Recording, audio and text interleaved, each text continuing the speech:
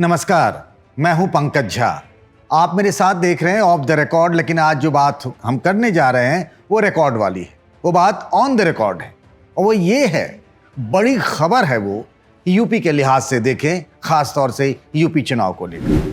आम आदमी पार्टी ने यूपी की सभी 403 विधानसभा सीटों पर अपने दम पर ही चुनाव लड़ने का फैसला कर लिया है। अगर वो सभी सीटों पर विधानसभा पर चुनाव लड़ रही आम आदमी पार्टी, लेकिन पार्टी की तरफ से ये नहीं कहा गया है कि यूपी में उनके सीएम का चेहरा आखिर कौन होगा। आम आदमी पार्टी के राज्यसभा सांसद और यूपी के मामलों के पार्टी प्रभारी संजय सिंह ने तो ये तक कह दिया कि अगले 15 दिनों में वो 120 सीटों का ऐलान भी कर सकते हैं, यानी 120 विधानसभा की ऐसी सीटें जहां से आम आदमी पार्टी के उम्मीदवारों का नाम फाइनल हो जाएगा। वो तो कह रहे हैं कि ऑलमोस्ट फाइनल हो चुका है, बस अब नाम का ऐलान होना ही बाकी है। इससे पहले तरह तरह की चर्चाएं थी आम आदमी पार्टी को लेकर। संजय सिंह की मुलाकात समाजवादी पार्टी के अध्यक्ष और यूपी के पूर्व मुख्यमंत्री अखिलेश यादव से भी हुई थी।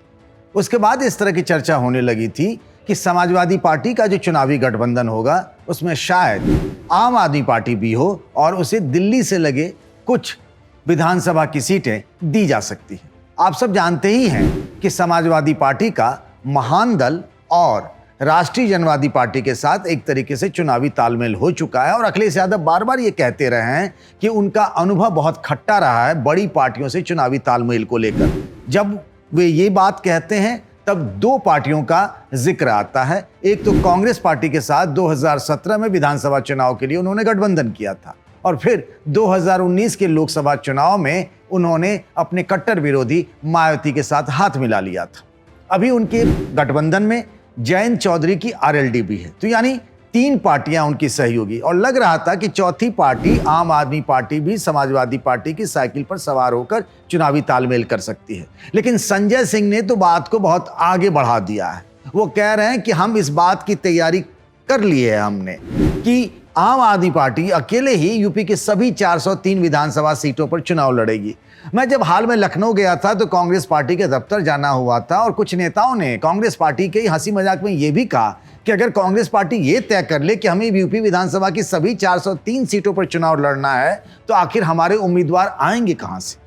मुझे लगता है, मैं जितना जानता हूं यूपी की राजनीति को और आम आदमी पार्टी की आज की जो हालत है यूपी में, उसके लिए 403 उम्मीदवारों को ढूंढ पाना भी कम बड़ा मुश्किल काम नहीं होगा, ऐसा मुझे लगता है।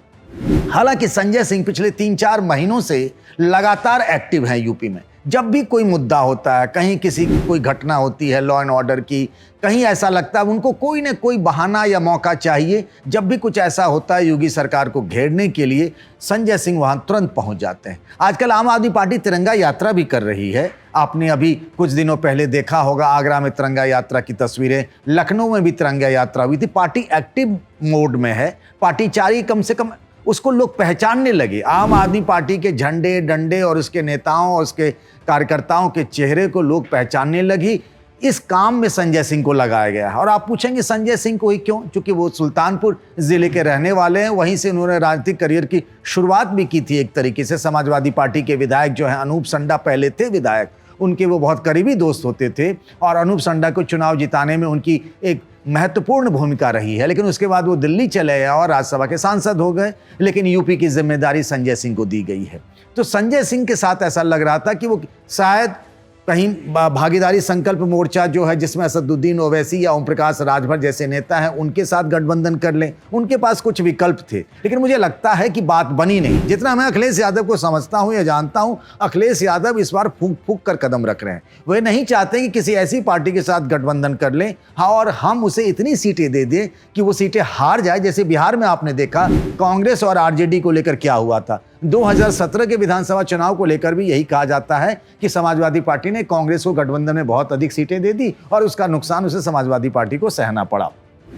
अब बात यह है कि आम आदमी पार्टी 403 विधानसभा सीटों पर लड़ेगी। बहुत जल्द करीब 120 उम्मीदवारों का ऐलान कर दिया जाएगा, और उसके कुछ दिनों बाद पार्टी अपने बाकी उम्मीदवारों का ऐलान भी कर देगी। जाहिर सी बात है, अरविंद केजरीवाल का भी यूपी जाना होगा। आजकल वो पंजाब में भी चुनाव प्रचार करते नजर आए हैं, अभी उत्तराखंड में भी नजर आए थे, जहां उन्होंने सीएम का चेहरा तो दे दिया, लेकिन यूपी के लिए सीएम का चेहरा कौन होगा, इसको लेकर के बहुत लोगों की वो बनी हुई है दिलचस्पी कि आखिर जब 403 विधानसभा सीटों पर लड़ेगी पार्टी तो कोई ना कोई एक सीएम का चेहरा भी होना चाहिए, भले वो जीते या हारे वो अलग मुद्दा है, लेकिन कम से कम एक नाम होगा जिसमें आकर्षण होगा, जिसको देख करके लोग कहेंगे कि हाँ ये एक सीएम का कैंडिडेट हो सकता है। कांग्रेस पार्टी भी सीएम का कैंडिडेट देती है, आपको याद होगा इससे पहले शीला दीक्षित को दिया गया था, इस बार मांग उठ रही है कि प्रियंका गांधी को सीएम का कैंडिडेट बना दिया जाए। समाजवादी पार्टी की तरफ से जो चेहरे हैं अखिलेश यादव सब जानते हैं, बीएसपी की तरफ से मायावती के अलावा किसी और के बारे में न सोचा भी नहीं जा सकता है। यूपी में भी एक तरीके से योगी आदित्यनाथ ही सीएम के चेहरे हैं। तो अगर 403 विधानसभा सीटों पर लड़ रही आम आदमी पार्टी यानी अरविंद केजरीवाल की पार्टी, तो अरविंद केजरीवाल किसको बनाएंगे सीएम का चेहरा, ये तो तय कर लिया कि सभी सीटों पर पार्टी चुनाव लड़ेगी, लेकिन सीएम चेहरे को लेकर सस्पेंस बना हुआ है और पार्टी की तरफ से कहा गया कि बहुत जल्द हम उम्मीदवारों का ऐलान भी करने लगेंगे। तो एक तरीके से ये मानिए कि आम आदमी पार्टी का किसी भी दूसरी पार्टी से इस बार यूपी चुनाव को लेकर कोई गठबंधन नहीं होगा।